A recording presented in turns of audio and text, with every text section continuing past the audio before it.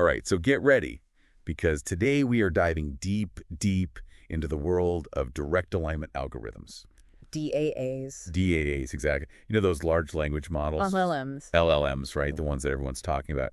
They can practically write novels these days, but we want them to be even better at following instructions. Not just like write a poem. Right, more like write a poem that will make someone feel hopeful on a rainy day, that kind of thing. It's all about getting those LLMs to really do what we want them to do. Reliably, yeah. And the paper we're looking at today, the differences between direct alignment algorithms are a blur. It really breaks all of this down, all these different DAs. They use some pretty hardcore math in this paper. Yeah, and then they actually tested them out on different LLMs. They did, which is so cool. It's like they're comparing all the different training methods to see which one is best. Yeah, it's kind of like figuring out the best way to teach a dog a new trick. You know, some ways might be faster, some might be more reliable. This research helps us figure out which is which. Okay, so to back up for a second. Traditionally, there's this three-step process to align LLMs, Yeah. supervised fine-tuning, reward modeling, and then reward maximization. It can be a little complicated, I guess. You could think of it like you show a dog what to do and then you give it a treat when it does it right. Eventually, it learns to do the trick to get the reward. Okay, so that's basically what we do with LLMs, but Yeah. then DAAs are like, what if there's a shortcut? Right, a shortcut to that whole process. A shortcut? Now that's interesting. What kind of shortcuts are we even talking about here? Well, the first thing is, are we taking one step or two? Some DAAs, we call them one-stage algorithms, try to do it all at once. Others, two-stage algorithms, still have that separate, supervised fine-tuning step. So one is like diving straight in and the other's taking a more, I don't know, like measured approach. Yeah, exactly. And what's really interesting, at least according to this research, is that adding that extra supervised fine-tuning step actually makes the one-stage methods work better. Wait, so adding a step makes things easier. I mean, that seems a little backwards to me. I know it seems counterintuitive. Think of it this way. With the separate step, you're kind of teaching the LLM to understand instructions in general first. Okay. And then you're fine-tuning it to understand your specific preferences.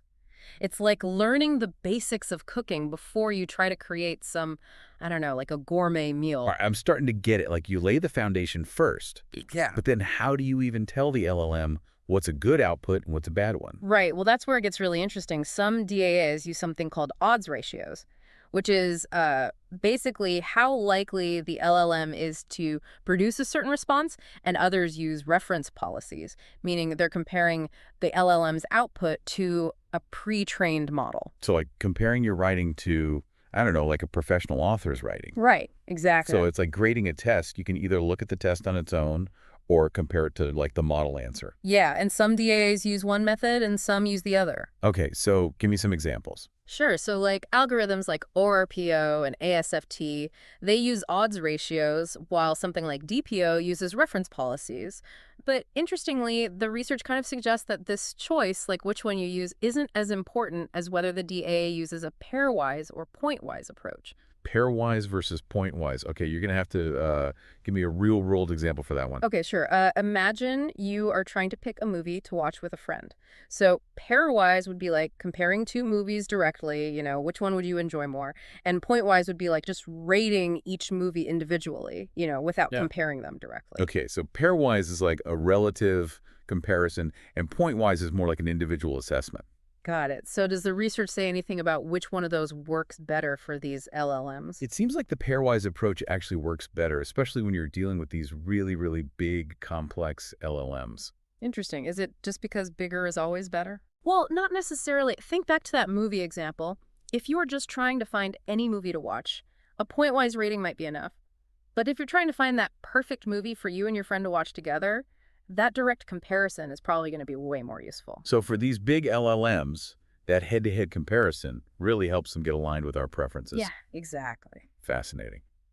Okay, so anything else surprising that came out of this research? Actually, yeah, so when it comes to that supervised fine-tuning step, it turns out you don't necessarily need mountains and mountains of data. Really? Even a smaller amount of really high-quality data can make a huge difference. You're telling me we don't need to drown these LLMs in data to get them to behave? It seems that way. Wow. That could be a huge time saver. And it really makes you think about, what is high-quality data and how do we get more of it? Right, and that's something that researchers are actively working on right now. I'm already starting to see why this research is so important, but I do want to know more about these specific DAs that you mentioned, like DPO or RPO, ASFT. Can we unpack those a little bit? Yeah, absolutely. So let's start with DPO, which stands for Direct Preference Optimization, probably one of the most popular DAs out there, and for good reason.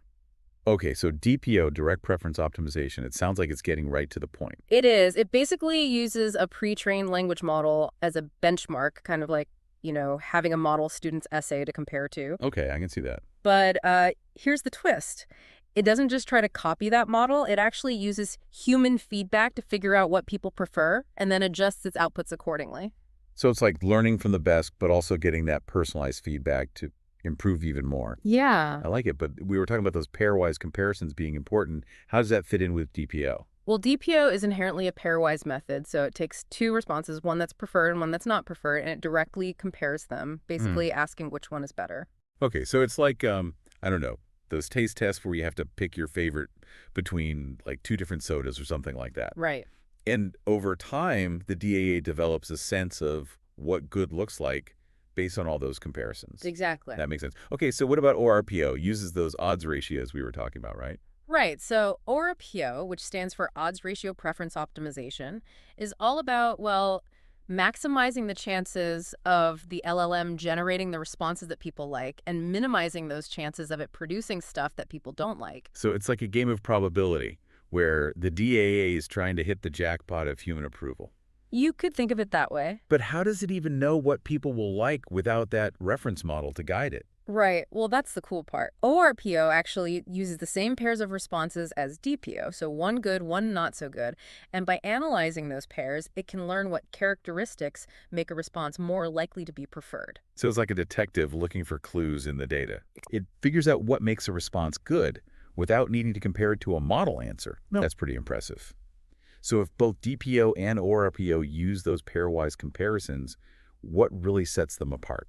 I think the key difference is that DPO needs that initial reference model to kind of get started, whereas ORPO can learn directly from the data, and this makes ORPO a little bit more adaptable, especially when you're dealing with, new topics or really niche topics where a good reference model might not even exist. So DPO is a bit more structured and ORPO is more of a free spirit, I guess you could say. Yeah, it's something like that. Interesting. Okay.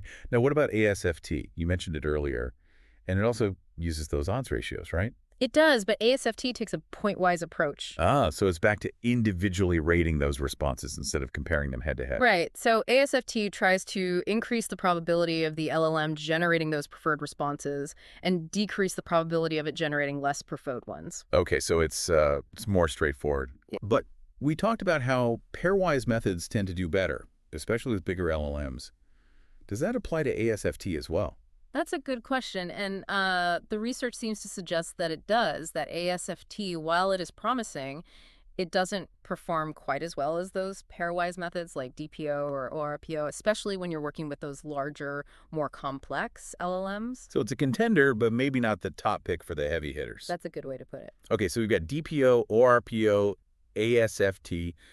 Are there any other DAAs we should know about? Because it seems like there's a whole alphabet soup of these things out there. Oh, yeah, there are tons more, each with their own, little quirks and features. There's IPO, SIMPO, NCA, CalDPO, APO0, and the list just keeps growing. Wait, APO0, that one sounds kind of mysterious. What's the story behind that name? Well, it refers to a specific approach to learning. So we talk about all these different DAAs, DPO, RRPO, ASFT, and even some of the newer ones like IPO and SIMPO and APO0, right? Yeah. It's a lot to keep track of. But one thing that really stands out to me from all this research is how important that pairwise approach seems to be, especially when we're talking about those big, powerful LLMs. Yeah, it's not just about getting the LLMs to follow basic instructions anymore. Right. It's about really making sure they understand our preferences, Right. in a deeper way. It's like teaching them to, I don't know, not just play the notes on a page, but to actually feel the music. That's a really good analogy. Right. And that's where that pairwise approach really comes in, I think. Because by actually comparing those different responses, Yeah. those DAs can learn to tell the difference between really subtle shades of meaning. It's like instead of just saying this is good or this is bad, they can say this is better because. Exactly. And the more these LLMs become a part of our lives, the more important that kind of understanding is going to be. Absolutely. Like, imagine a world where your AI assistant can not only book your flights and schedule your meetings, but also understands your preferences for, travel destinations, knows what kind of music you like, maybe even helps you write emails that have the right tone and style. Yeah, it's like a truly personalized AI experience. Exactly. Okay, now I'm really getting excited about the future. Mm, But it also makes you realize how much responsibility we have in developing these LLMs, right? We absolutely. need to make sure that they're not just powerful, but also like aligned with our values, our goals. It's like we're writing the rule book for this whole new era of technology, Right. and we have to get those rules right. We do. We have to make sure that they're fair and just and really work for everyone. Yeah, it's a huge responsibility, but also, incredibly exciting. It is exciting.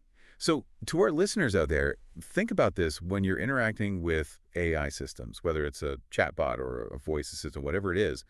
Remember that there are people working behind the scenes to make sure those interactions are really seamless and actually helpful for you.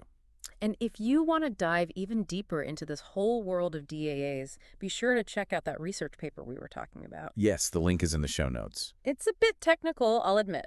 It is, but it's so worth it if you're curious about how this stuff really works. Absolutely. Well, that's it for today's deep dive. Thanks for joining us on this journey. Yeah, it's been fun. It has. And until next time, keep exploring, keep learning, and keep asking those big questions. And keep those AIs aligned. You got it. See you next time.